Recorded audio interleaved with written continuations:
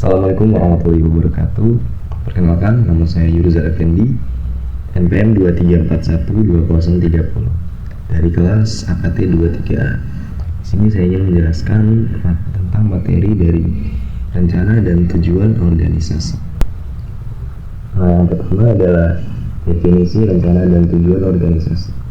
Rencana adalah suatu perencanaan yang merinci tujuan, langkah, dan strategi yang akan digunakan untuk mencapai suatu hasil atau target tertentu. Ini adalah perangkat panduan yang membantu seseorang atau sebuah organisasi untuk merencanakan tindakan mereka di masa depan. Lalu ada tujuan organisasi, adalah hasil atau prestasi yang ingin dicapai oleh sebuah organisasi dalam jangka panjang. Tujuan organisasi ini digunakan sebagai panduan untuk mengarahkan sumber daya dan upaya organisasi agar mencapai pencapaian tertentu dalam jangka waktu yang telah ditentukan.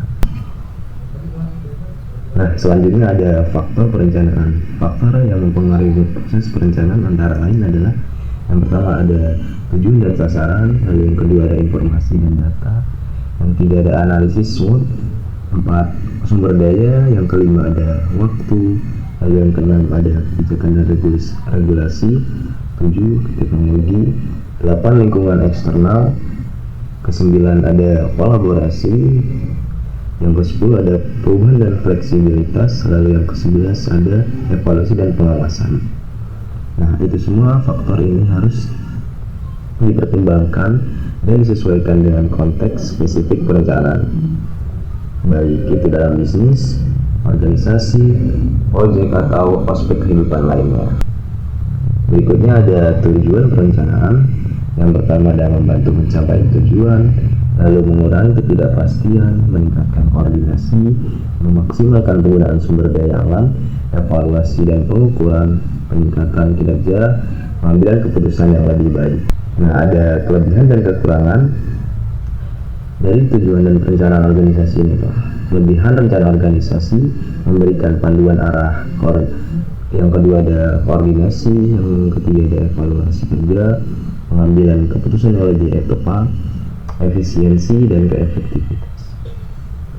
Lalu ada kekurangan rencana organisasi, yaitu yang pertama keterbatasan dalam peramaian, yang kedua ada risiko tidak terduga, yang ketiga dan biaya dan waktu.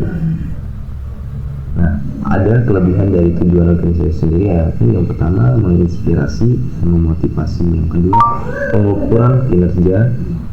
Lalu kekurangan dari tujuan organisasi sendiri adalah yang pertama ketidakrealistisan, yang kedua ada kurang fleksibilitas, yang ketiga mengabaikan aspek lain. Nah, itu tadi adalah penjelasan materi tentang rencana dan tujuan organisasi. Mungkin itu saja yang saya dapat sampaikan. Kurang lebihnya saya mohon maaf. Saya ucapkan terima kasih. Wassalamualaikum warahmatullahi wabarakatuh.